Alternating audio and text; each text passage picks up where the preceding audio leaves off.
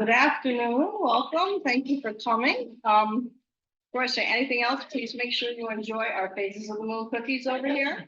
And there's coffee and tea and hot chocolate and water and whatever, but help yourself whenever you want that.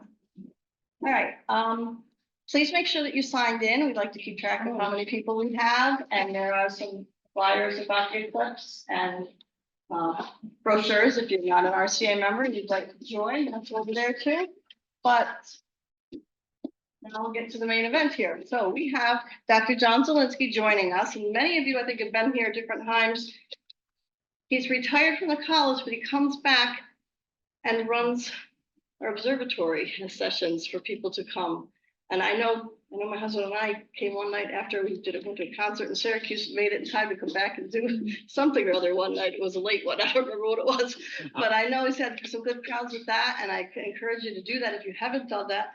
But he is here specifically now to talk about getting us ready for the eclipse. He will actually be in, where is it going to be on the eclipse date? I think I'm going to be in Missouri. Or Southern Illinois. Okay. So, but we are in the path of totality, and Oswego is really getting hyped up. I'm sure you've seen some of the publicity for things downtown, and lots of things going on at the college, lots of things going on at the Rice Creek here at the college. And so he's here to kind of just get us ready and make sure we understand the science behind it, and hopefully build up some more interest and enthusiasm to this special event. So thank you very much. Thank you. Well, good afternoon, everybody. Y'all know why you're here. So, it was just said a moment ago that I'm here to prepare you to watch the eclipse. That's really, no preparation is really necessary. I mean, think of it.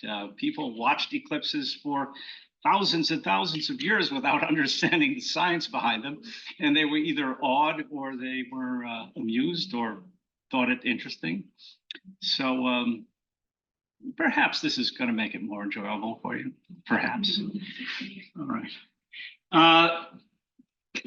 We can do this very informally. Just blurt out your questions when you have them. I've got a blackboard behind me, so I can quickly make a diagram if I need to. All right. So, preview of the April eclipse. So what is a solar eclipse?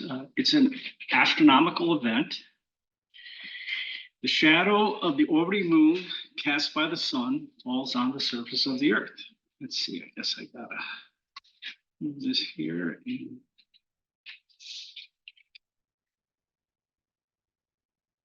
There's some, oh, is this, there it is. Okay, there. The shadow of the orbiting moon cast by the sun falls on the surface of the earth. Viewers on Earth see all or part of the disk of the sun in the sky covered by the disk of the moon. There are three types of solar eclipses: total, partial, and annular. On April 8th, the only phases you'll see, or the only types you'll see, are total and partial. We had an annular eclipse in October for certain parts of the country, not here. In October, we saw a partial eclipse last October in 2023, but out west, they saw an annular eclipse. An annular eclipse is a eclipse that occurs when the moon is too far away. So it doesn't cover the sun. It doesn't cover the sun, and you see a ring or annulus of the solar disk surrounding the moon. That won't happen in April. So let's learn something about eclipses. We need to know something about the orbit of the Earth and the moon. And there's three objects involved in a solar eclipse. There's the sun. Okay, the sun is a large sphere of plasma at very high temperature. In its core, there's nuclear fusion reactions taking place. The eventual result, as far as we're concerned, of all that is sunlight. The sun also provides the force of gravity that allows the planets to orbit the sun. And we have the Earth, and we have the moon. Okay. And that dot there represents the Earth's North Pole. And we are looking down on the plane of the solar system here. Okay, this view. This Earth is going to be revolving like that in this plane of the blackboard. The moon's going to be going that way. Now, at this point, you might be saying, gosh, look at that. He's so sloppy. He's in such a hurry. He couldn't even put the North Pole in the center of the Earth. Well, remember that, let's look at this from a different angle. Okay, let's look at these three objects in the plane of the Earth's orbit. Then we have the sun, the Earth, and the moon.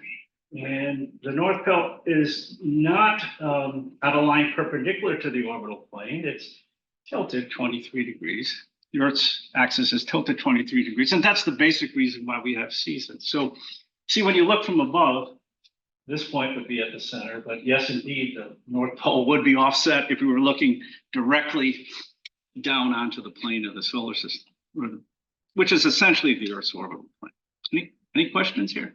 Anyone? All right, so here we have these objects again. Let's look at three motions, which I have already begun to mention. Okay, so we have this one. That's the orbit of the Earth once every 365 days. Actually, 365 and a quarter. We accumulate 4 of those quarters and then call it a leap year. And we just had the leap day just a few days ago. And then we have the moon orbiting the Earth once a month. Okay. And there's 2 different lunar orbital periods. One is 27.3 days and one is 29.5 days. I'll say something about that in a moment. And then we have the rotation of the Earth once a day. Now, note that all these motions are counterclockwise when viewed from above the Earth's North Pole.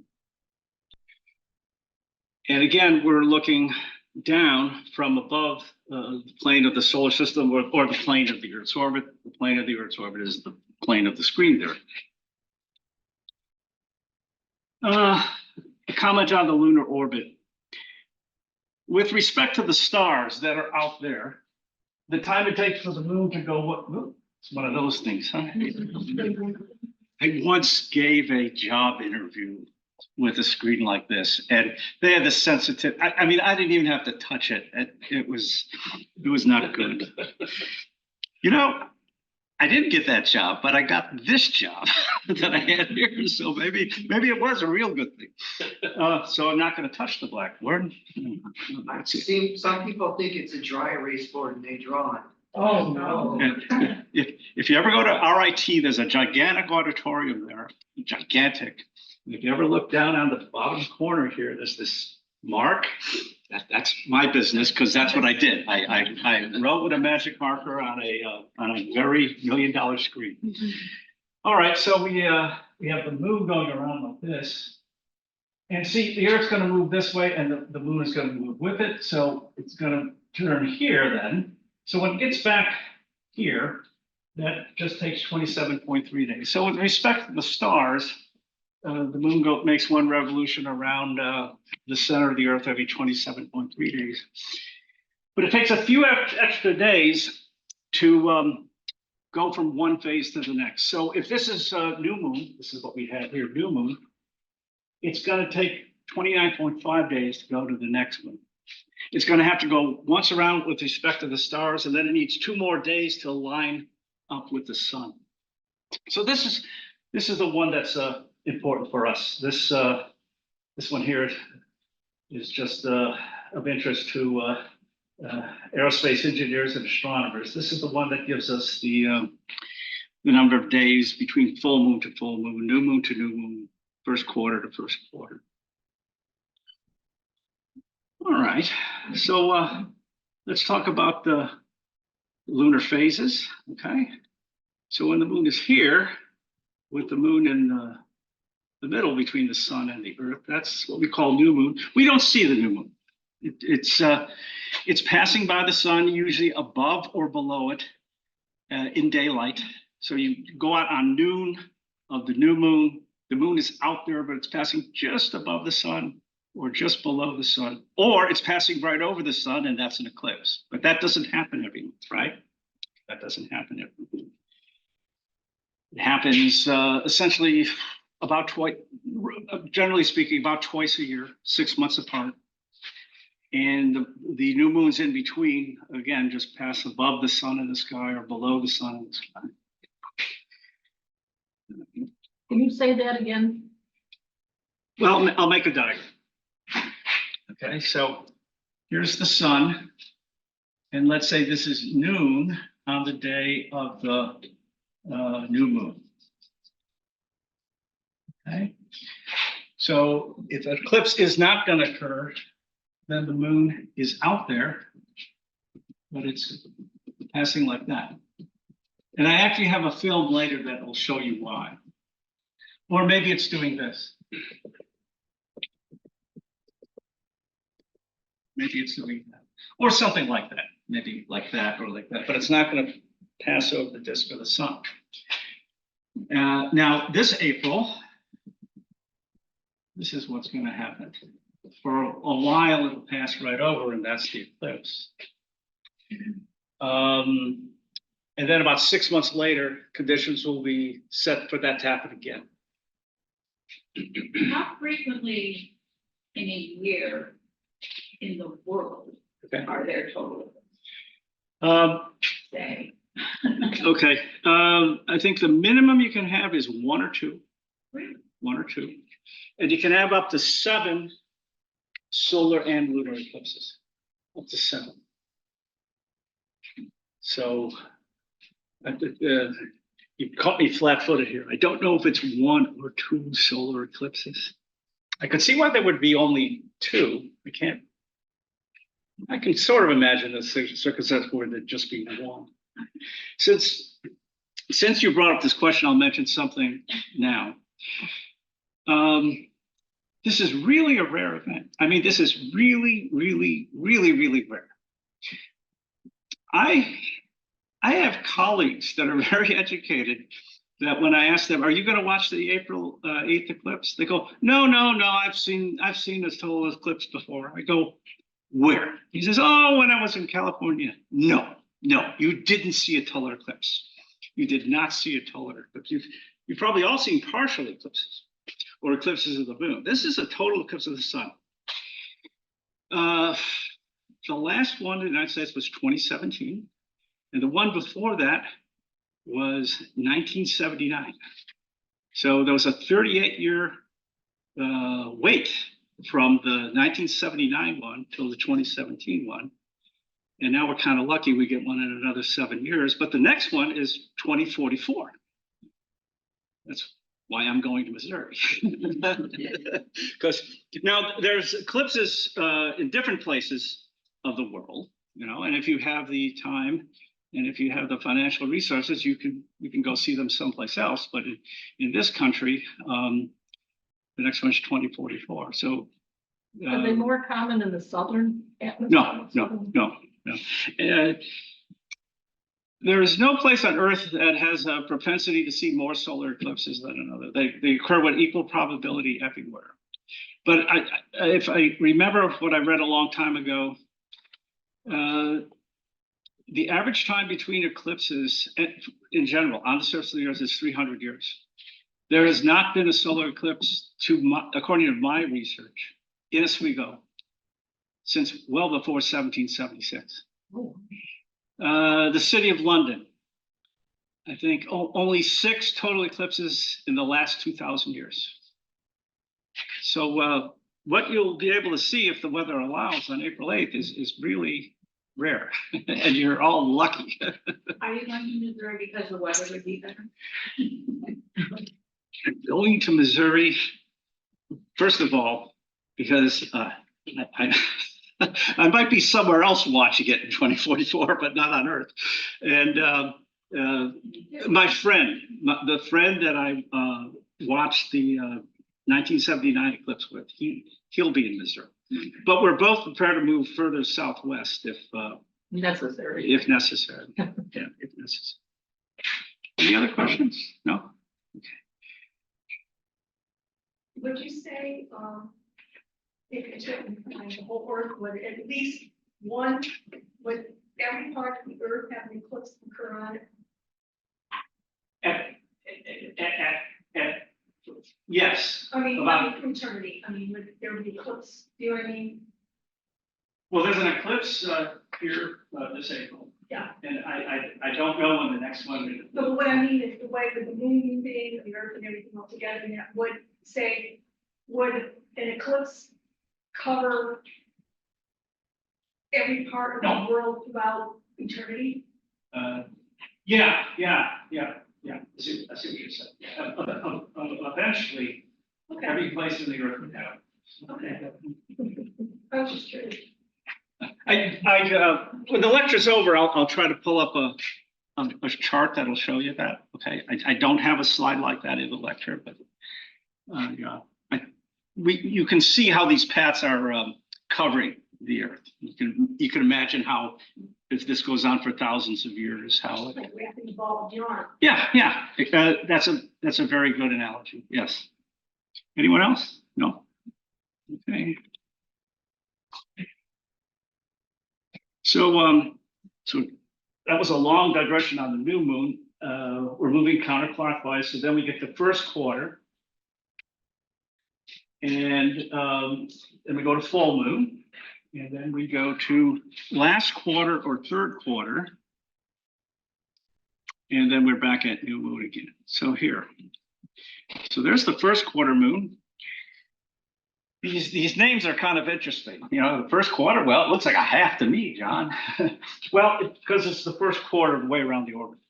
That's why it's called the first quarter. It's a half moon. Half of the moon is always illuminated. One total half of the sphere is always illuminated. It's just how much of that half that's illuminated do we see?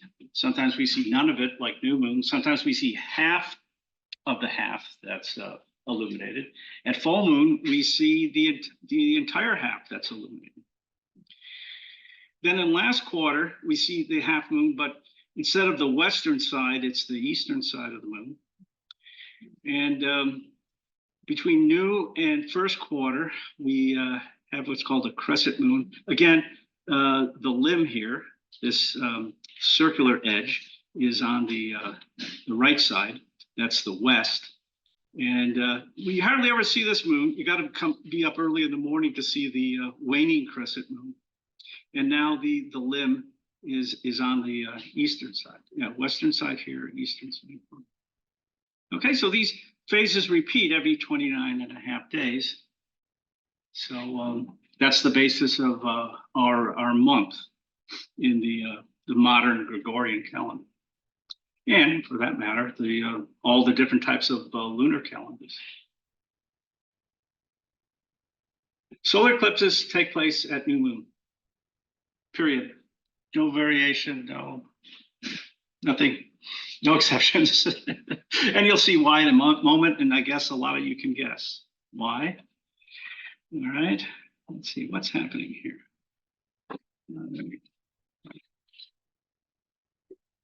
Well, it must have something to do with a shadow. So imagine a ray of light starting on the sun there and just grazing the moon and hitting the earth. And let's take another one like that. And I guess you can see that the moon is going to cast a shadow, and that shadow is going to hit the earth. Okay. So there's the shadow of the moon in gray there.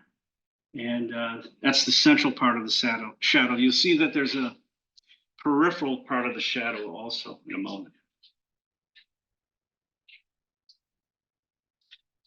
On all these diagrams, just a few notes here. The relative distances and sizes are all correct. By that, I mean, in these diagrams, the moon is in reality is bigger than the earth, and the earth is bigger than the sun. And these diagrams keep that quote relative size. And same thing, go ahead. How much bigger is the sun than us? I should remember this, but I don't. Just give me a second. I actually got it in the slide. And the diameters of the orbits are also relatively correct. The diameter of the Earth's orbit is bigger than the diameter of the moon's orbit, sort of thing. So the relative sizes and distances are correct here. But these diagrams are not to scale, and here's the answer to your question. The sun is 400 times bigger than the moon's diameter, okay? 400 times. And the distance to the sun is 390 times the distance to the moon. Does anyone see anything interesting there? Sun's 400 times bigger than the moon, and the sun's 400 times, nearly 400 times further away than the moon. Someone's smiling there. You see what I'm getting at? They're close to 400. Pardon me? They're They're both close to 400. What that means is, because the sun is 400 times farther away than the moon, although it's 400 times bigger, it's the same size as the moon in the sky. It's the same size. Yeah. A note on that. The next time the weather gets clear here and you can see the moon, particularly the full moon, okay, go outside. We can do this with a half a moon too. Mhm. But look at the full moon and stick out your thumb and see how much of the moon, see how much, compare the size of the moon to your thumb. You'll see that the moon is just half the width of your thumb. That's all it is, half the width of your thumb. And that's 1/2 of a degree. 1/2, 360 degrees all the way around. The angular diameter of the moon in the sky, the apparent diameter, is just 1/2 a degree. And that's the apparent diameter of the sun, 1/2 of 1 degree. By the way, you've all had the illusion going, let's say, east on the New York State Thruway, and here comes the full moon. And it looks Oh, yeah. gigantic, right? It's an optical illusion. It's an optical illusion. It looks big because there's things usually on the horizon you can compare it to, like, oh, there's a semi-truck coming at me, and it's as big as that semi-truck, or there's a barn, and it's as big as that barn, or there's a tree, it's as big as that tree, or as big as that billboard. If you were perhaps on the ocean and had nothing to compare it to, it just looked like the moon coming up. But it's, you know, it's really small. It's half the width of your Are thumb. they called the harvest moon? Because I taught in. The October.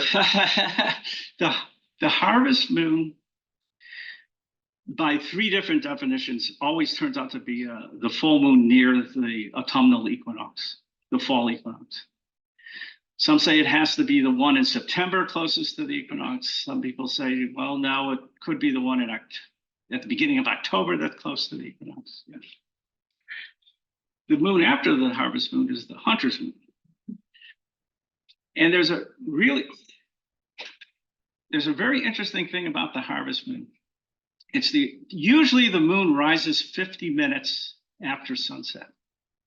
But at the harvest moon, it can rise at sunset, or just 5 minutes later, or 10 minutes later. So it gives people additional light to harvest. I think that's the origin of the name. So, oh gosh. All right. Well, let's learn something about that. Let's learn something about that shadow. Okay. Now the moon has 2 parts. The moon shadow has 2 parts. One is called the umbra. And so let's learn about that. So again, we have the sun, we have the earth turning around its axis, and we have the moon revolving around the earth there. So there's 2 parts to the lunar shadow, and let's try to see why, okay? So here's what I would call a limiting ray or a boundary ray. So see, imagine a ray of sunlight leaving there, just grazing the moon and hitting the earth. And let's do the same thing on the bottom there. Now let's launch rays from the surface of the sun here towards the earth, like that one there. So see, we're launching a ray of sunlight. The moon blocks it. Let's try another one. It blocks it. Another one, it blocks it. So any ray of the sun leaving anywhere on the surface will be blocked by the moon. If it's between these boundaries. So any of these rays from the surface of the sun will be blocked by the moon. Now, there are other rays going out like that, or like that, or like that they're not going to be blocked, but they would never arrive on Earth either. Okay? So any of these rays that I show there will be blocked by the moon. So there'll be a shadow cast on the Earth, and it's called the umbra. Okay, umbra. So the central part of the lunar shadow is called the umbra. Think of the word umbrella, which means little shadow. Okay. Think of the, what's the other word for an umbrella? What's the other word? Starts with a P. Parasol. Parasol. What does that mean? For the sun. Parasol. For the sun.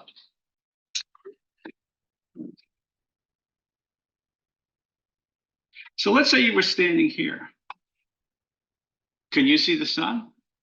No, no, you can't. It's all rays coming from the sun are blocked by the moon. So people at this location, indicated by the red arrow, they'll see a total solar eclipse. So if you're here or here, if you're anywhere else, you're not going to see it. You got to be in this shadow here. You got to be in that shadow. So what would you see? Well, you'd see this, okay? And that's what we will see on April 8th. So here's a solar eclipse that took place in March of 2016.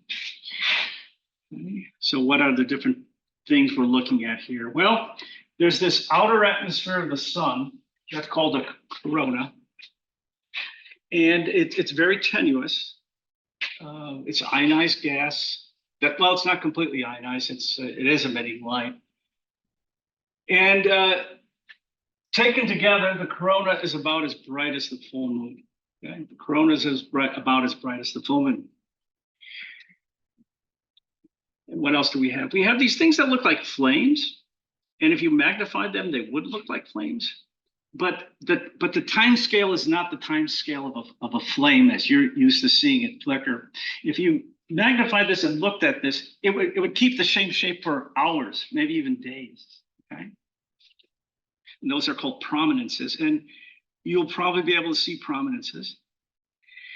And this is the disk of the new moon. See, here's that new moon that you can't see that is completely blocking the disk of the sun. Completely. In this case here, I'm making up numbers, but they're reasonably correct. The disk of the moon is maybe 31, 32 minutes of arc, and the disk of the sun is maybe 30 minutes of arc. 30 minutes of arc is one half a degree. So the disk of the moon is maybe 1 part in 30 or 2 parts in 30 bigger than the disk of the sun. So there you cannot see the disk of the sun at all during totality. There's absolutely no danger. You cannot see the disk of the sun. So this is the phase of the eclipse you can look at directly. Okay. So if you're here at Rice Creek watching, we're going to have a time to the second. So when totality starts, there'll be an announcement, and please look at the sun. There's a safety mechanism here. If you can't see the corona, it's not totality. The totality only comes out at the corona. The corona only comes out at totality. Okay, so if you can see the corona, it's safe. We're in what's called a solar maximum. So the activity of the sun is got an 11-year period, and we're in the middle of a period of maximum activity. So the corona should be very big, very broad, very wide. Yes? Say that again. The 11 years. The sun has a cycle of activity. It's every 11 years. It varies from maximum to minimum and then maximum again. And right now we're near a maximum. So the corona should be very, very visible, should be very bright, should be very wide. When you see a solar eclipse near a solar minimum, it doesn't look like this. It's not magnificent. Okay. So is that why we're having like all the solar flares interference with radio waves and magnetic waves and stuff? Well, prominences look like solar flares, but they're not exactly the same kind of solar flare that is going to send high energy particles to Earth and disrupt communications and do things like that. But it's kind of like that. So here's a picture somewhere in an Arctic region of a eclipse that took place in 2015. So you can see the corona is really big. And you can see that's about 10 years ago. So you would be near a solar maximum again here. And so there's the corona, and there's the disk of the new moon. And here's an interesting photo from the last eclipse that took place in the United States. And this is a composite. Okay, I sincerely doubt that anyone looked at the sun and saw during the eclipse and saw everything that's in this picture. So what do we see? Well, we see the corona. Notice the corona has this structure to it. That's because of the sun's large magnetic field. Okay, it's directing particles in certain preferred directions. And you can see the prominences. Here's a good one right here. But can you all see how there looks like there's detail here on the disk of the moon? Can you all sort of see that in this picture? What is that? Can anyone want to make a guess what we're looking at here and what these different gradations of shade are all about? Anyone? Reflection light up here, back on the moon. Oh, cool. Yes. That's correct. Mr. Arns has it right. These are the same dark areas you would see at full moon. But think of it, the whole Earth, except where the eclipse is occurring, is bathed in sunlight, right? So that sunlight is reflecting off the Earth. It's going back to the moon and then reflecting off the moon and back into our eyes. This is the surface of the moon lit by Earthshine. When we have a new moon and eclipse, the people on the moon are seeing either a full Earth or, let's see, I guess it's possible to then, let me think about this. Yeah, they're seeing a full Earth. They're seeing a full Earth. And the Earth in the moon sky is 4 times bigger than the moon. 4 times bigger than the moon. So again, you're able to see detail here because of sunlight reflecting off the Earth, traveling back to the moon, bouncing off the moon, and then into your eyes. That's called Earthshine. You've probably all seen the crescent moon near the horizon in the evening, and you can sort of see the rest of the moon there. That's Earthshine. You mean the man in the moon? Yeah, the man in the moon. Well, after lecture's over, I'll show you the man in the moon. I'll show you the man in the moon. Now, why can't we see this with our eyes? Why are we seeing it with a photograph? This is, I think, a composite of several exposures. He's got the sensitivity and the timing and the aperture set to get the corona. He's doing another one, changing it so the prominence comes out. And then what he's doing is actually blocking the corona and opening the aperture a lot and raising the sensitivity and raising the exposure time. And this is probably a time exposure. Your eye can't do all that simultaneously.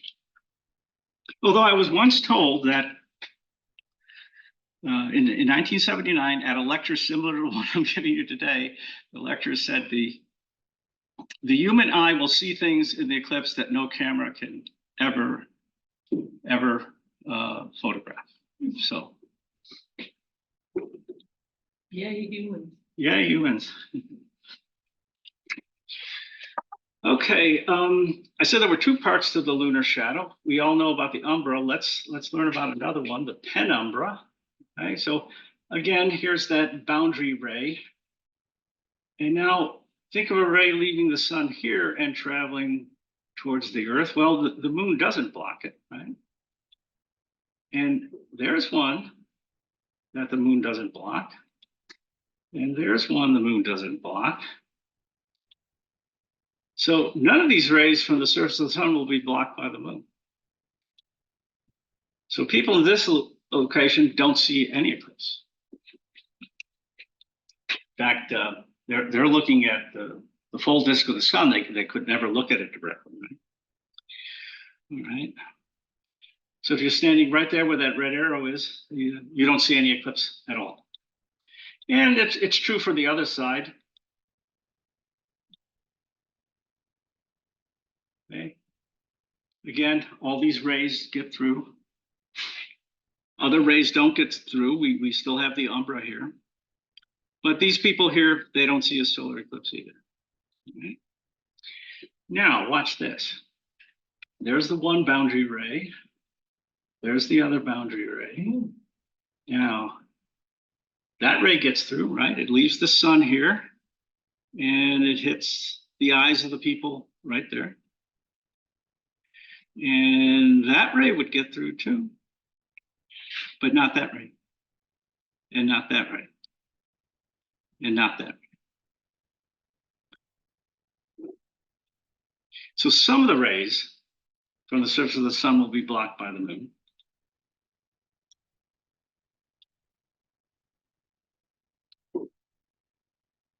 So if you're here, if you're right there or right there, and I think I have red arrows for that eventually.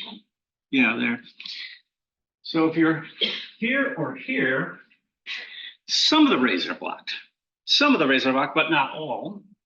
So people in those locations where we have the red arrows, they see a partial solar eclipse. So if you're on the surface where the umbra hits it, you see a total solar eclipse. If you're where the penumbra is in contact with the Earth, then you see a partial eclipse. And if you're outside here, then you don't see an eclipse at all, okay? So here's a partial eclipse, okay? See, just part of the sun is being blocked by the moon. Now, let's say you are in a location where you will see a total solar eclipse.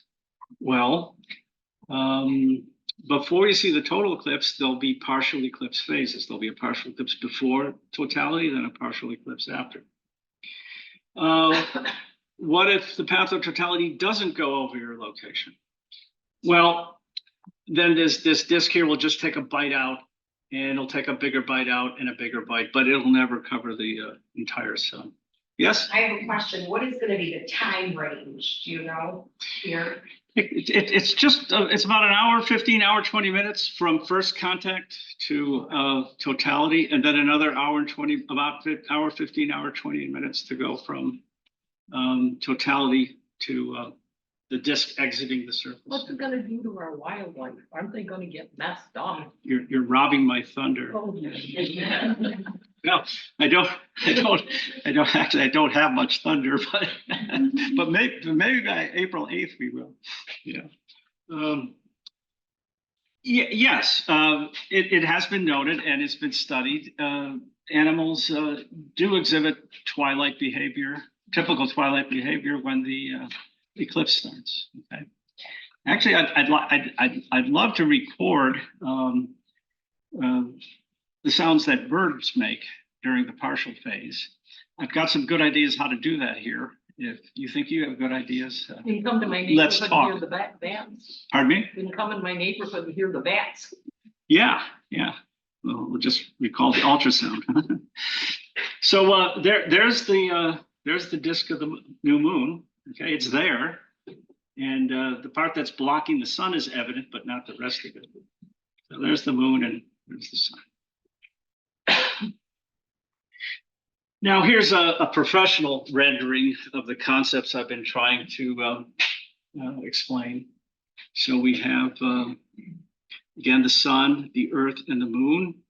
And you can see that the umbra is right here.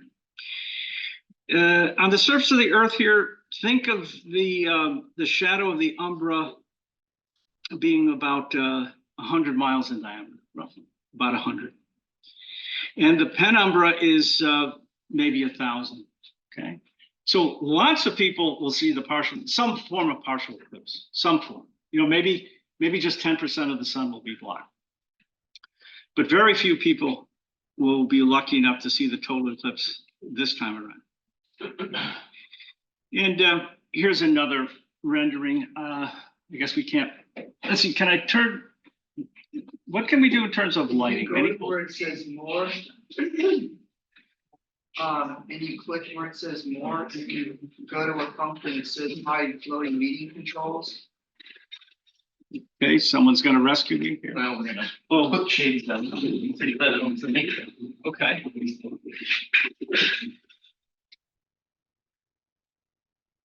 Yeah, there is a film coming up where I already noticed that it'll be good if the room's darker.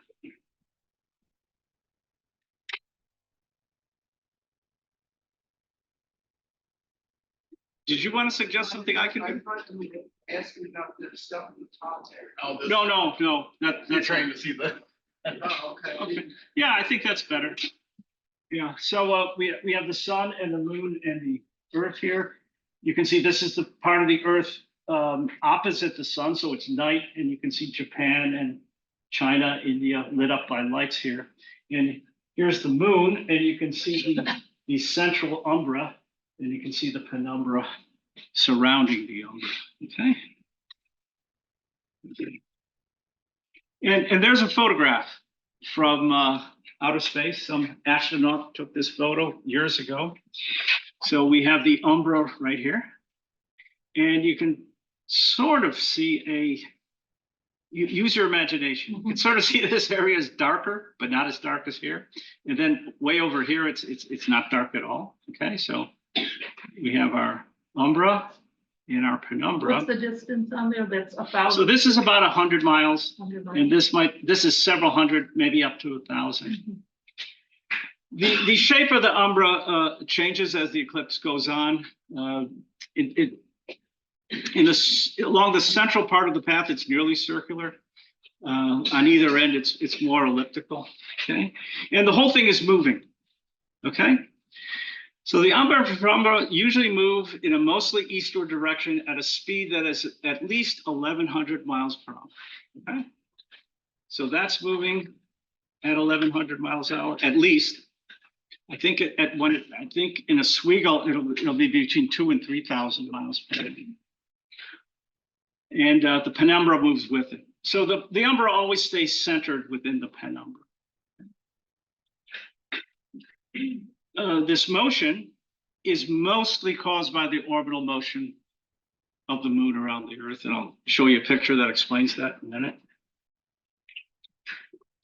And other contributing factors are the rotation of the Earth. That slows down this speed. The tilt of the Earth's axis, what latitude and longitude you're observing from, and the tilt of the plane of the lunar orbit, something I haven't mentioned at all yet. So I think it's time, or in a slide, the next slide or the slide after that, we'll watch a film that will show the umbra moving all the way across North America. So it'll be a geography review class from many of you.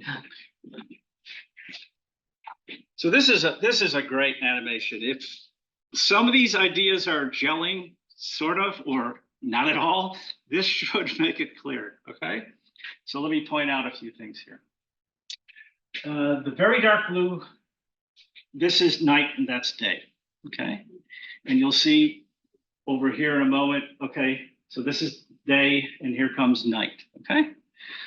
All right, so the darkest blue is night. Then this shade of blue is the penumbra. You can see the penumbra is huge. And that little dot, that's the umbra. And you can see how fast it moves. It's moving thousands of miles an hour. Okay. So the color codes again are light blue is the penumbra. Everywhere where it's light blue, they're seeing a partial eclipse. Dark blue, that's night. The black dot is the umbra, that's the total eclipse. So as I mentioned, that umbra moves quite fast. And where's Oswego? It's there. There it is. And What are the other cities that it's gonna go over in central New York? Buffalo, Rochester, Watertown. Watertown. The center part of the eclipse is right here, Durango, Mexico. That's where the eclipse is longest. I think you will see it in a moment. I think it's close to 4.5 minutes, certainly over 4 minutes, maybe as many as 4.5. Any questions about this? What about 3.5 minutes? Yes, I think we're 3 minutes, 20 seconds, I think. Yeah, John, Yeah. so depending upon where you are in the range of the umbra, Uh-huh. does the corona look different? Yeah, if you were right on the edge of the umbra, I think the corona would not be as prominent. Where if you're right in the center of the umbra, that would be where the corona is most prominent. And we're gonna be in the center, right? We're about 40 miles off center, about 30, 40 miles. When it passes by our longitude, the center of the path of totality is somewhere north of us over Lake Ontario. You'll see exactly where in just a moment. Okay, so here's the map for all of North America. We have it coming. As you saw in the previous animation, the eclipse starts over the Pacific Ocean. When the umbra finally hits the surface of the Earth, it's over the Pacific Ocean. It's moving northeastward, and it'll make landfall here in Mexico. And let's see, Durango is right there, and you can see that the umbra here is.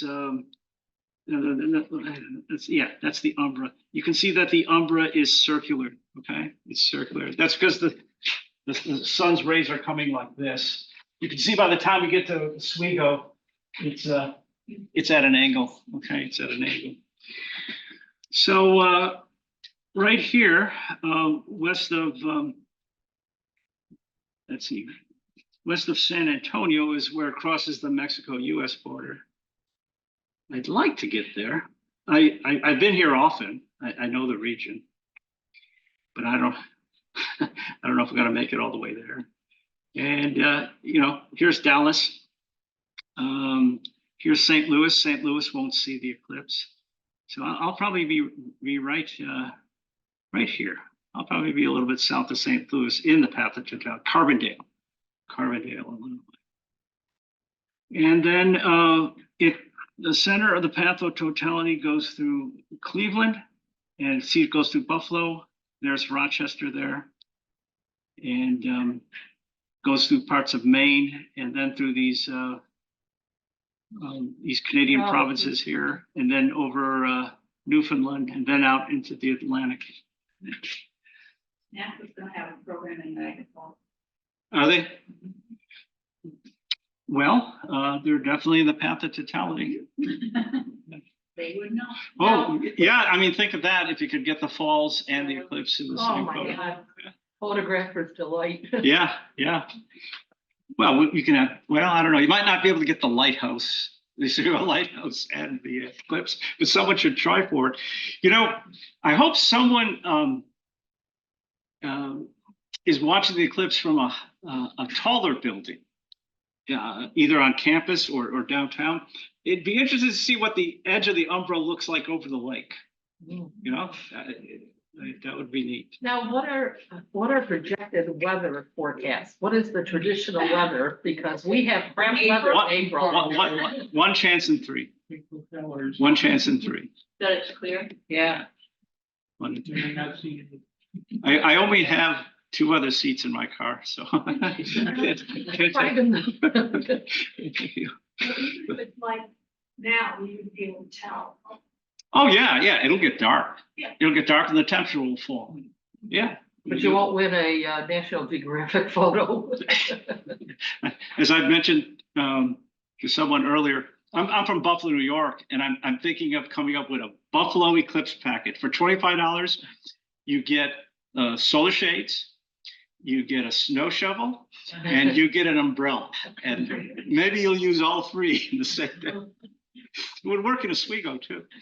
So, all right, well, here's a very nice video I discovered. So we'll try to show it now. I hope for the people viewing on the via Zoom that they can see it. You all see the umbra? Okay, now it just made landfall in Mexico. Over here, we have the local time and the duration of totality. And the speed is actually slowing down here right now. And there's the width of the umbra. Okay, there's the width. I can't make out the places. Okay, I'll point them out. There we are. Well, here's Durango. Yes, okay. There's Durango, and you're in Mexico yet. The U.S. Mexico border is coming up. Okay, so we're still in Mexico. Okay, here's the United States. San Antonio will be off to our right there in a moment. And we're 1,600 miles per hour, 4.5 minutes of totality.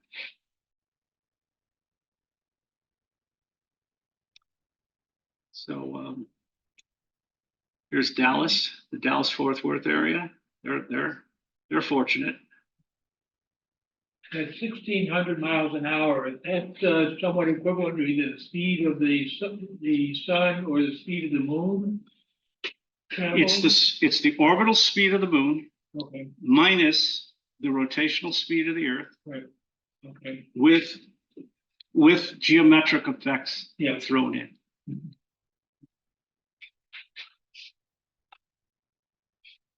It's the geometric effects that That changes. that make it go so fast. Yeah. It's- Right, that could change very fast.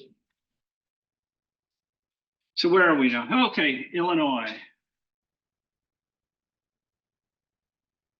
So, oh, Effingham. Okay. Yeah. The geometric factors make it go faster and Yes. narrower. Yes, exactly. Very good. Indianapolis. Remembering your geography here. So we're coming up to Lake Erie. So there's Cleveland. Notice how it's also getting narrower. That's because the umbra is getting longer. Buffalo, Rochester, Oswego. There we are, right there. See it? Watertown. Oh, wow. We gotta go to Watertown. But the southeastern part of Montreal sees it. And now we're in Maine and Quebec. And then we go out over the ocean a little bit. And then we go over Newfoundland. See, we're up to nearly 4,000 miles per hour. And we're down to just 3 minutes of totality. And we're getting narrower, about to be less than 100 miles across. And you can see it, we were no longer circular anymore. Okay. Well, I think after all these graphics, you have some correct idea of what this is all about. That's a great graphic. Yeah, really good. By the way, if any of you want my slides, I'll give them to you. Yeah, so just make sure I have your email address. I'll email them to you. This is also posted, the presentation is also posted to YouTube a few days later. So. Okay, good. All right, let's see, I want to stop this. Okay. All right, here's something more stationary. So here's the path of totality. Here's the center of the path of totality. Here's Oswego, right? Well, here's 9 Mile Point, so Oswego's right about there. So this is what the umbra here is going to look like in the last few seconds of totality I've seen from So we're Oswego. oval. We're oval. Yeah, we're quite oval. Yeah, where in Durango it's wider and it's circular. And I think these numbers here are the number of minutes of totality here. And then see, once you're outside of the region of totality here, you're outside of this path, then you see a partial eclipse. So here so if you're anywhere between there and there, you see 99% of the disk covered.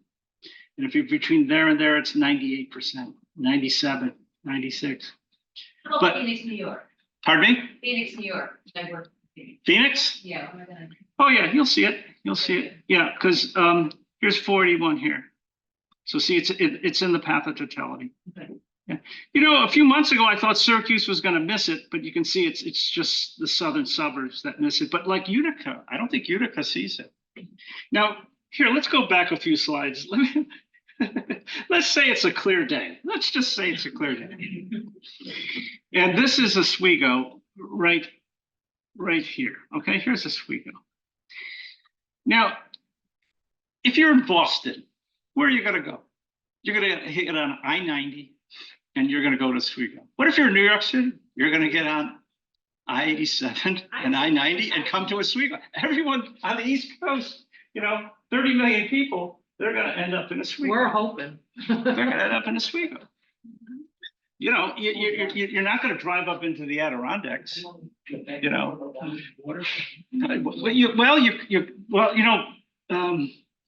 If your friends are driving up the day of the eclipse, warn them. The interstates are at the time of totality are going to turn into parking lots, and they're going to stay that way for hours.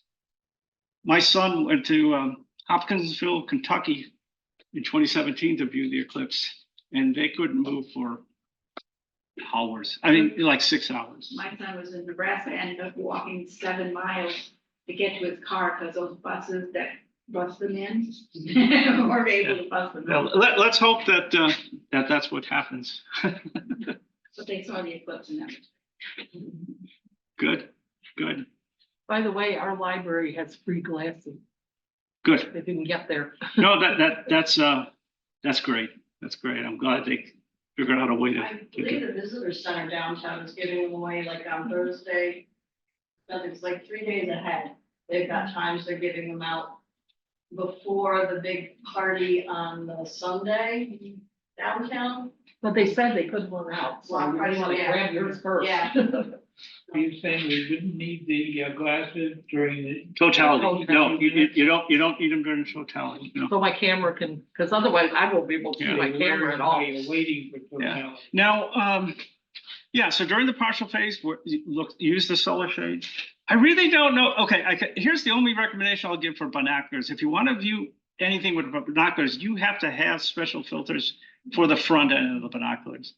I don't think I would recommend putting on the solar shades and then using your binoculars with the solar shades on you. I wouldn't recommend putting the solar shades on the binoculars either.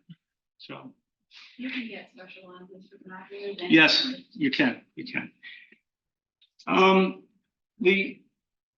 Are there any visitors here today from the Syracuse Astronomical Society? They're going to be here with their telescopes, so you'll be able to view the eclipse through several telescopes here. There should also be several telescopes on campus too, for sure. We actually are having a ticketed event here. If you haven't read about it yet, but you can get tickets to come be here on the grounds and you will get glasses and have access to these people that are coming from Syracuse. They don't have things going on in different rooms and tuned into different. It's explained to them on fine, but you can order up tickets ahead of time. Is there a There's a parking pass, Is there a fee? $5. Oh. You mean no fees? You know? Yeah, I highly recommend if you can arrange it to come here and watch the eclipse. I'll try to. Yeah. All right. So why does the shadow move? Our question and answer session already answered some of that. Okay. Here's the sun off screen, and here's the Earth rotating on its axis. There's the moon going around the sun. So 14 days before new moon, it's full moon. Okay, over here. So if you're on Earth here, looking out in the sky, you see the full moon, and notice the moon is casting its umbra, right? And then 7 days before the moon, before the eclipse, the moon is here. This is third quarter moon, last quarter moon, and the moon is casting its umbra. And then here's, let's say, I'm making up these numbers, but they're reasonably good. Let's say here's an hour before the 2 hours before the eclipse. Here's the moon, there's the umbra. And here's, let's say, within an hour before the middle of totality. You can see that the sunlight is hitting the moon and it's casting the shadow there. And these people here are seeing the total eclipse there. And then you can see the moon moves from there to there. So the shadow will move from there to there. I'm going to try to address some of the details of his question, these geometric effects. See, the distance from there to there is shorter, and it cuts through this this triangle, and the distance from there to there is bigger. See here, it's at an angle, so the shadow is elongated, but it's smaller. See, because it has to go further. It has to go further, and then a few hours later, the moon's orbit has brought it around to here, and now these people are seeing the solar eclipse, the totality. And then another hour later, we're here, and it's all over. And 7 days later, the moon is here now. So Where is that 7 days later? here. If this is new moon, 7 days later will be first quarter. Okay. Sorry about that. And again, the scale here is wrong, but the relative sizes are all correct. This is a very interesting animation I'm about to show you. And I think you've heard enough today so that you can understand what you're about to see. Let me play it through once. It's only 30 seconds, I think. And then after I'll go through it and I'll stop it to explain things. So there's the Earth and there's the moon to true scale, to true scale, okay? This is the umbra of the moon. See, it's not a cone, it's a cone, but it's nearly a needle. It's nearly a needle. And there's the umbra of the Earth, which doesn't play a role in a solar eclipse, but it does in a lunar eclipse, okay? And this is the distances are to scale too. The moon is 30 Earth diameters away from the Earth. The distance from the Earth to the moon is 30 Earth diameters. Okay, so if you want to draw 30 of these little balls, they'll fit between there and there. So let's watch this.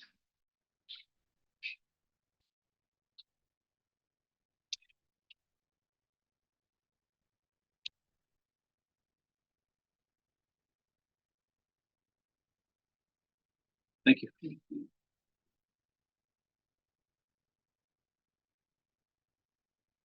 That's the 29.5 day cycle. And there's the eclipse.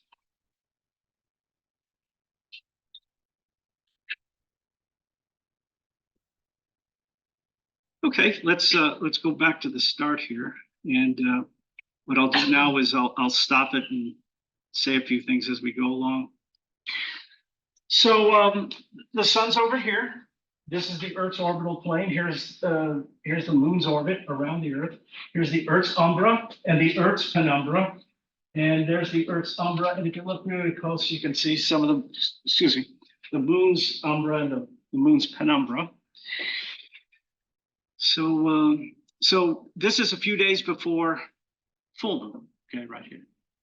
The sun's over here, and when the moon, which is right here, would be totally opposite the sun, we would have full moon. If it enters the umbra, we'll have a lunar eclipse, but that, again, doesn't happen every month. It just happens about 6 months apart. So let's go a little way here. So this cycle here is the one that's 29.5 days.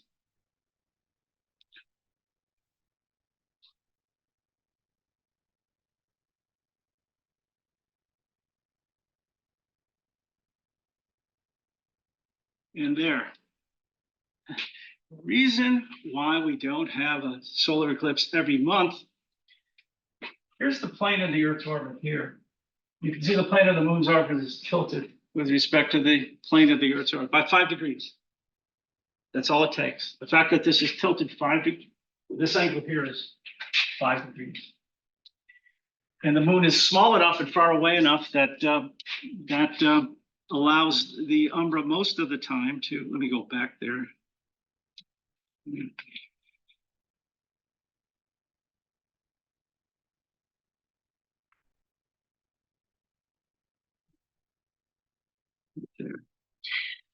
know, on let's say 10 out of the 12 months, it's something like this. Either the moon is above the plane of the Earth's orbit, or it's below the plane of the Earth's orbit. And you can see that the umbra just misses the Earth. Okay.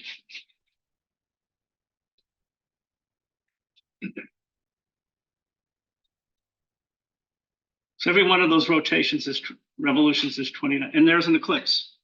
And here's eclipse from looking down into the plane of the Earth's orbit.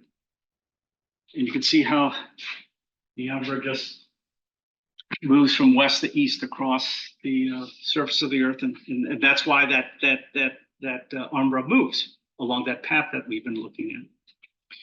Any questions about this? Here's a little tidbit. You see this distance? It varies.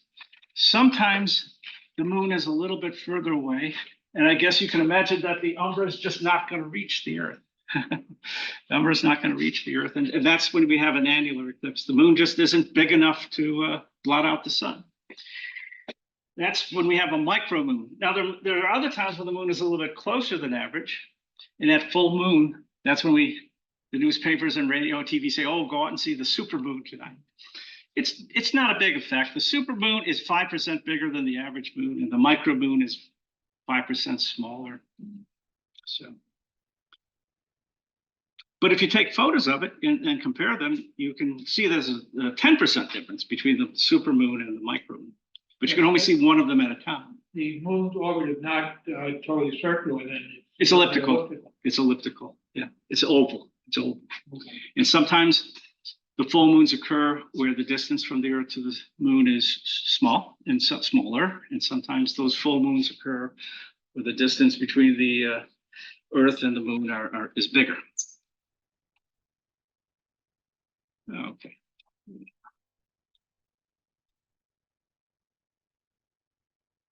So what will we see in Oswego? Well, there's the new moon. And that's where we'll be at 2:08, right here. That's when it makes contact. This is correct, I think, to the nearest minute. Now, since it's only 3 minutes long, you do want to take advantage of those minutes on each end, where you're only going to get like 50 seconds of the first minute and maybe 30 seconds of the last minute. But try to know exactly when it starts from your location, and then have a good timepiece. Perhaps I don't know if this will show the time to the second, but Might be helpful to be here. yeah. We plan to make an announcement at the instant totality starts. Well, So- you won't, you'll be in Missouri. But call that my cell phone.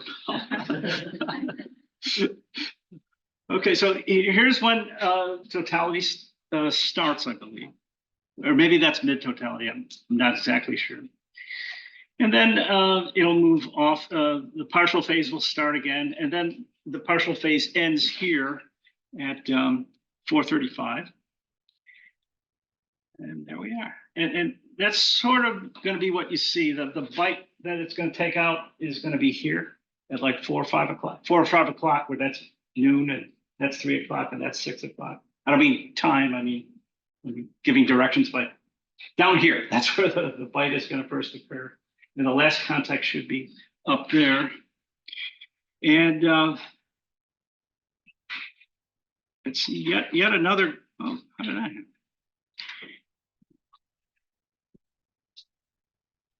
So here's another video I highly recommend. And you can actually find, let's see, maybe they have it to the nearest minute here. Yes, first contact is at 14:08:51. So 8 minutes after 2 o'clock and 51 seconds. And let's see, last contact, no, I think the middle of the eclipse is at 15:21:44.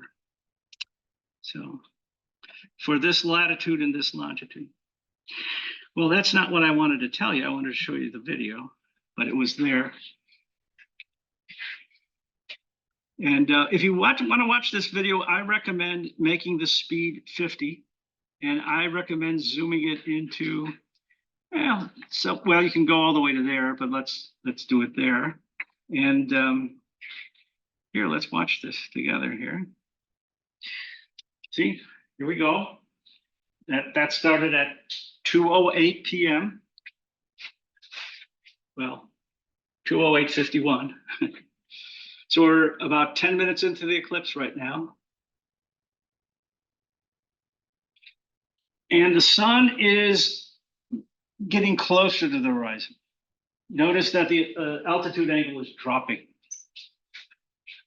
And that's what happens after noon. Okay, so it's getting closer to the horizon after noon.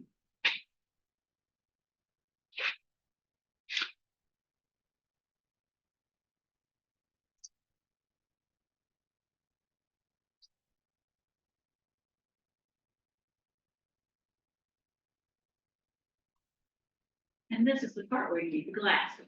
This is the part where you need the glasses, definitely. That's the one top. Pardon me? That's the one top. Well, just to show the video, I had to click on that warning where I agree to wear glasses if I use the video to help me view. Yeah, so.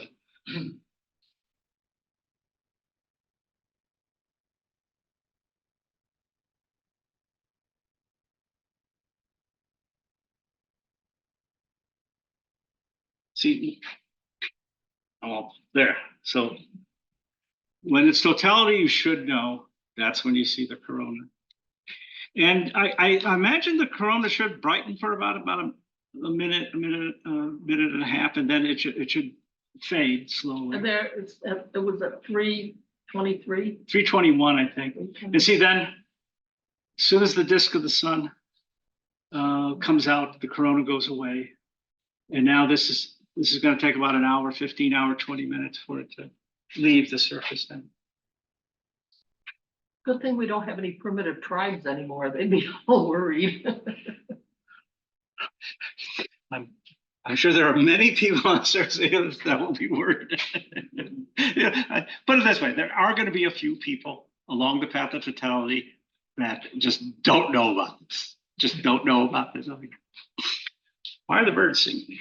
Why is it getting darker? What? What day is it at that point? It was a Yankee in King Arthur's court. They had the eclipse coming in. Right. The people in the Middle Ages. Actually, if we can arrange it, I'll show you the video. I've got it on my laptop. So.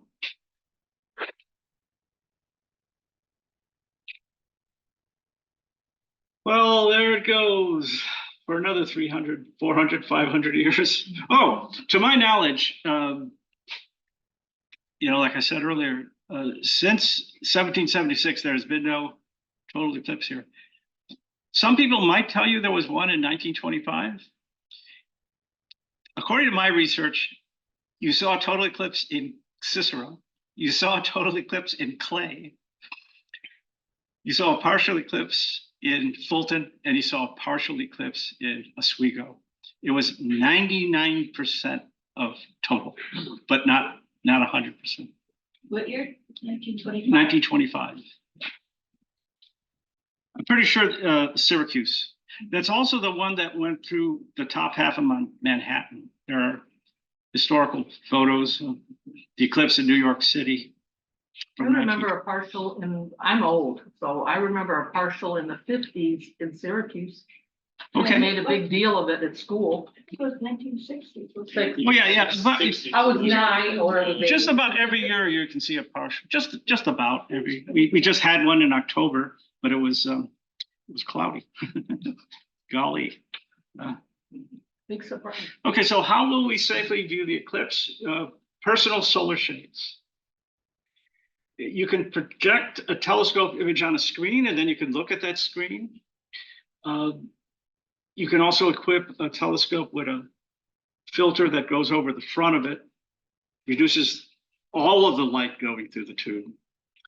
This reduces none of the light. You got to make sure that the telescope optic coatings won't be harmed, or got to make sure there's not plastic inside that would be melted.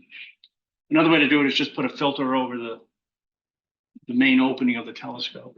Just reduce all that to a millionth of the intensity. And then you can look directly through the telescope the Syracuse Astronomical Society should have equipment that allows us to do that here. So there's no safe way to directly view a partial eclipse with the unprotected naked eye. If you're wearing solar shades, do not use binoculars. In April 2024, during the total solar eclipse, it will be possible to view the eclipse directly with the naked eye, but only during a few minute interval when the disk of the moon completely covers the disk of the sun. How long can the longest total solar eclipse last? Anyone? 7 minutes, about 7.5.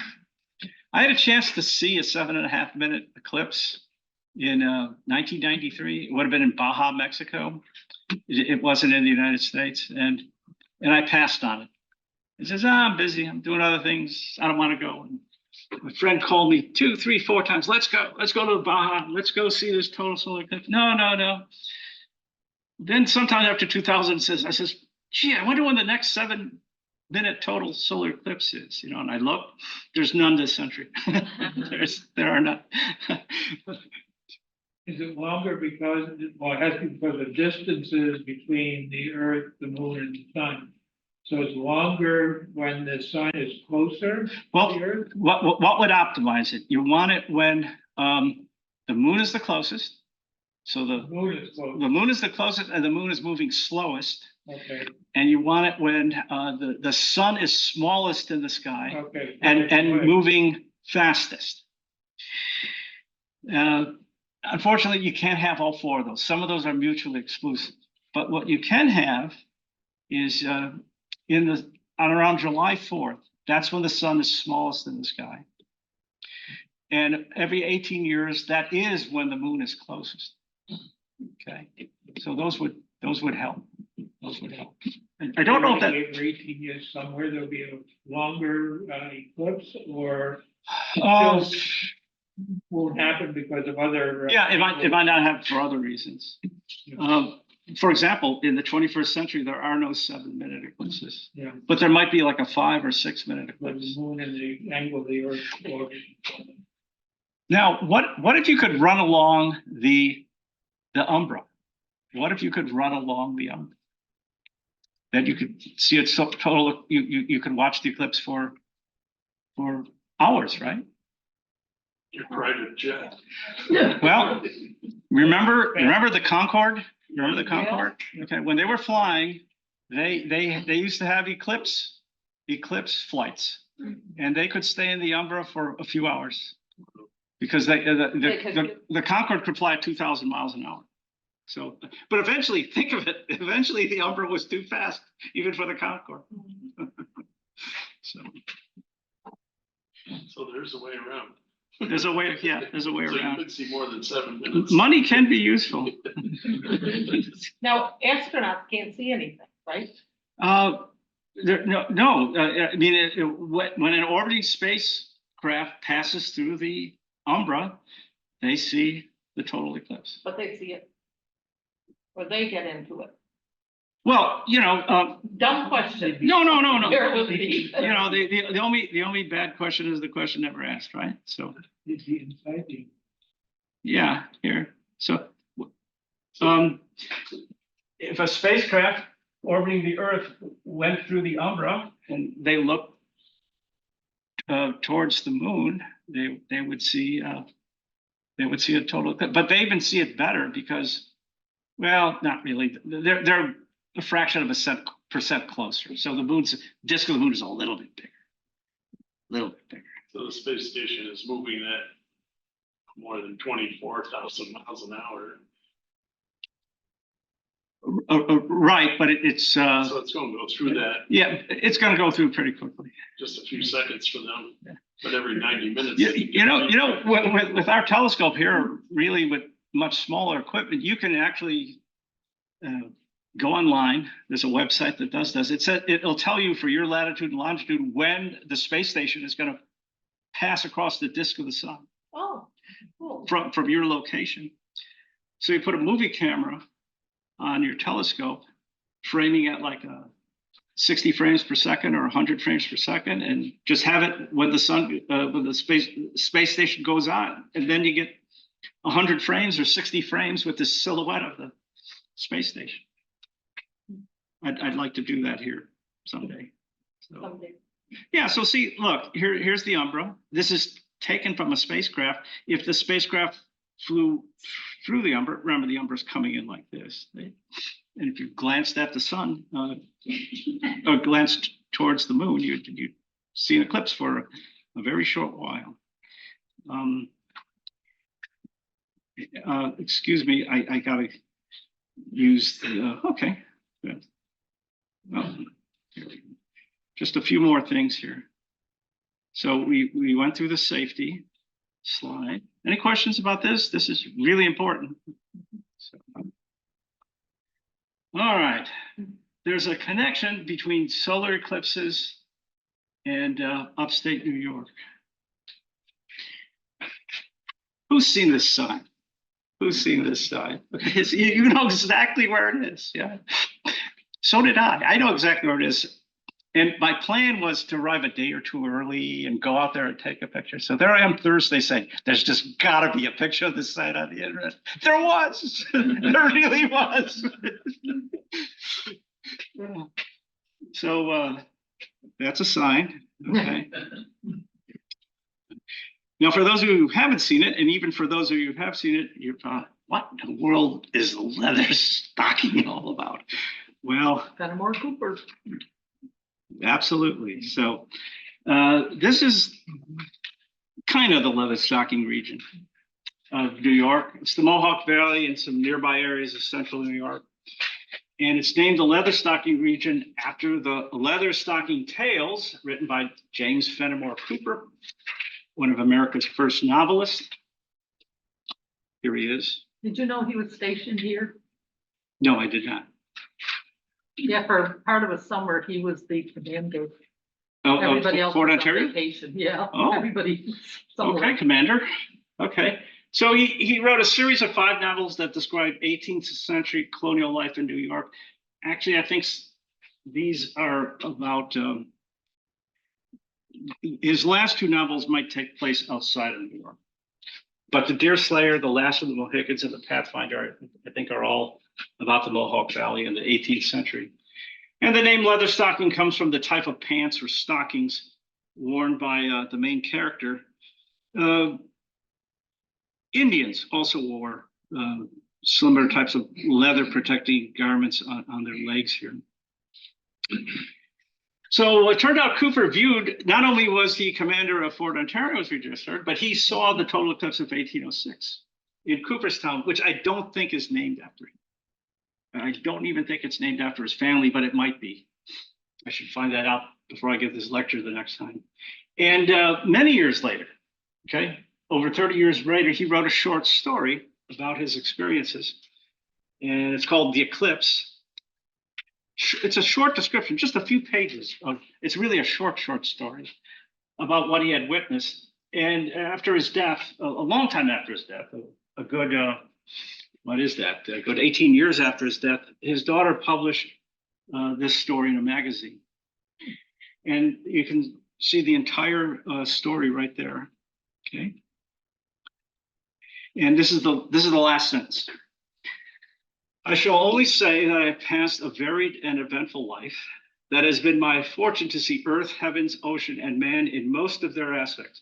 But never have I beheld any spectacle which so plainly manifests the majesty of the Creator, or so forcefully taught the lesson of humility to man as a total eclipse of the sun. So, well, all right, well, that's the lecture, except for this little surprise. The post office published this stamp in 2017. There hadn't been an eclipse in the United States in 38 years, so they did this. And when you put your thumb over this, your big thumb over this, this has heat-sensitive dyes. Then the moon appears, or the other way around. I think it's this. What a look! It's reversible. You let it cool, and then it goes back to what it was. And I have these stamps to give to all of you. Oh, wow. Oh, I think I certainly have one for everyone. Okay, so. Well, thank you. Thank you for having me today. Appreciate that. That's great, excellent, that's it. Any questions? Yes, sir. I'm still struggling with this difference between the orbit times. The 27 or so minute orbit, is that from like point A back to point A without anything else moving? And the 29 is point A on the Earth, If I can answer this going question. around to point A on the Earth again. You know, there's nothing like a diagram.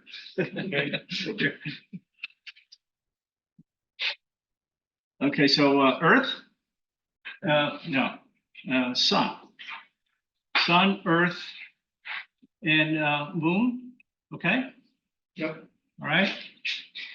All right. Now here's the stars. You know, light years away, right? Okay. Now let's draw a coordinate system here like this. Okay. Now we're not going to change the orientation of that coordinate system, Right. as the Earth goes around the sun. Now that means when the Earth goes to here, so here's the Earth now, we're going to keep the same coordinate system. Okay. So Right. see, the moon is going to go from here, it's going to go once around, and now it's back here. That's 27.3 days. But is it in line with the sun for a new moon? It's got to go 2 days more. Okay, to line up with the sun. Yeah. I was thinking point A on the Earth. No. Okay. Yeah. The 29.5 is the period to get back to the same configuration between the sun, Earth, and moon. Got it. And 20 to go from here and around and back here, that's 27.3. And then a few days more to get up to 29 and a half. So full moons are 29 and a half days apart. New moons are 29 and a half days apart. See, it could have been a full moon. So this is full moon and 27 and a half days, 27.3 days, you're there. And then you need a few more to be aligned. So it's a full moon. Okay. Okay. I don't want to stop questions. I just got. Oh. Anyway. My head is exploding. Why? Had all this visual. You know, I had the thought while I was preparing this. All of this science and all this astronomy and even a little bit of orbital mechanics, it's all understandable through pictures, through diagrams. Now it's a little bit hard because sometimes you gotta imagine a third dimension on this two-dimensional diagram, but it's pictures. And you know, if you know a little bit about geometry, that might help, but there's no equations here. There's no equations. I didn't have to say, well, according to this law or that law or this effect. I think it's accessible. I think it's accessible. But see, I had it easy when I was learning this. It was in a book, and the book had line drawings, and you'd have to study these drawings. You'd have to look at that and say, well, this line really isn't here. It's on the other side of the Earth, and yeah, I can start to see it. Now you buy a modern astronomy book, and it's got all the colors of the rainbow, and there's shading to indicate depth and things like that. And you look at it and go, oh yeah, I got it. You know? But then you close the book and no, I don't got it. So I think it was, I think the drawings, if you study them in the past, were, I think they led to a deeper understanding or the correct understanding, where today everything looks so simple. Well, hey, we got to give you your stamps, right? So let's see, trying to think here. Gosh. I think I have unmarked stamp. I think I have enough unmarked stamps for all of you. These are forever stamps, so you can use them. But a few of you might end up with a used stamp. If you feel slighted, give me your address. I'll get you a. And I'll let you go wild over the ones that are extra. If you have someone who thinks would appreciate it, you're more than willing to take it. You're more than welcome to take it. I'll put it right next to my refillable. Hey, John, you said that the moon takes 27.5 days to revolve around. With respect to the stars. So why are certain months different? Why aren't the months like the same number of days? Oh, Does that it's a fascinating story. You know, that has nothing to do with like the, you know. No, that's an artifact of man. And particularly those men and women that lived in Italy during the Roman Empire. Okay. Yeah, our calendar came from the Romans. And have you ever thought why December is the 12th month when Decem means 10? No. Well, think of it. September, that's 7, right? But it's Okay. the 9th month, and October is the 10th month, but Octo means 8, and Yeah. November means 9, but it's the 11th month. Were they 6 weeks long? Isn't that what it was before? And they had to figure out a way to make it 12? Well, okay, to start with,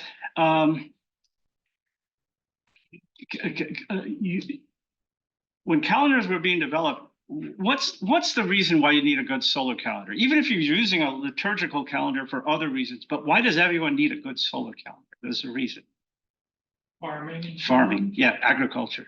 You got to know when to plant, and think of it. If you're off a week, it could be disaster, right? If you plant a week too early, frost could wipe you out. If you plant a week too late, some fall rains might arrive, and there's this beautiful crop, but you can't get into the fields because they're flooded. So you need a good calendar for agriculture, and that's a solar calendar. It's the calendar of the seasons. And the way the Roman calendar developed was this: it got the growing season sort of ended in December, the 10th month. And then they did nothing till the spring. So they didn't have a calendar at first. It just didn't matter. We don't need to worry what's happening in the part of the year we now call January and in February. Well, they do have something. So then by the end of March, although they didn't call it March then, that's when you got to start worrying. So they needed 2 other months. So eventually the calendar had 12 months. And then they took July, which was called Quintilis, and they named it after Julius Caesar, so it's July. And then when Augustus was emperor, he says, well, if a month is good enough for Uncle Julie, a month's going to be good enough for me too. So they changed, Sextilis, the 6th month. They called it August after Augustus Caesar. So, and the number of days, there was no really good rule why that happened the way it did. Some had, well, you think of it, it's 29.5 days on average. So that's a 30th day, right? The 29.5 days, the 30th day of the lunar month. But that 29.5 is an average over all lunar cycles. Sometimes it's a little bit less, sometimes it's a little bit more. So, and they were smart enough, well, I guess the Babylonians already were smart enough to realize, well, it's not 365 days, it's really 365 and a quarter.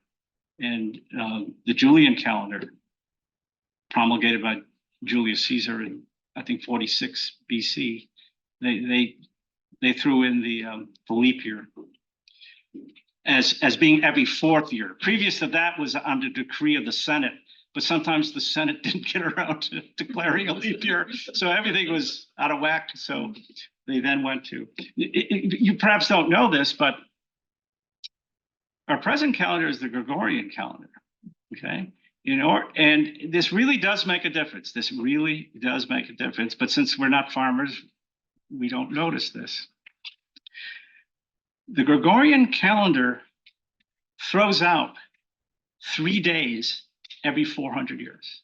Over a period of 400 years, the Gregorian calendar throws out 3 days. If you don't do that, after about 1,500 years, you're off by half a month. You're off by half a month. So when do we throw out those days? Between 1600 and the year 2000, the days we threw out were February 29th in the year 1700, February 29th in the year 1800, and February 29th in the year 1900. No, no one's alive today that was alive in 1900, so none of us remember this.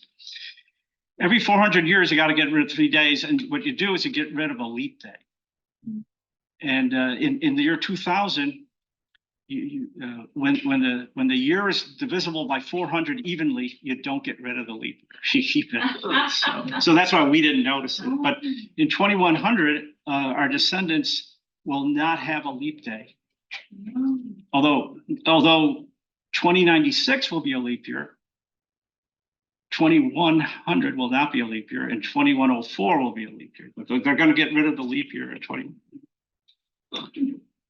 Life Then is, they'll have computers to solve all that. well, well, remember, what was it called? What was the big computer disaster? The Millennium problem? Yeah. Well, here, come up and get your stamps. Oh, I'm on it. Here's a look from us, Oh, good. and there's your answer. William Cooper. Oh, William I Cooper was the had father of, William Cooper is. I had one too. Yeah. Cooperstown is named after William Cooper, James Fenimore Cooper's father. Am I depriving some child of a film if I take it? No. The paper I distributed is about if you want to get tickets to the activities going on here. I think with the ticket, you get glasses. There's a food truck here. There's a food truck, everything's listed. Sorry, it's a dark copy, but I didn't want to mess with the machine too much. Warm, and it was really But But tickets are going. tickets are selling out quickly, so if you do want to do I that. want one. I want Yeah. one. Through you, or is it something? You gotta do it online.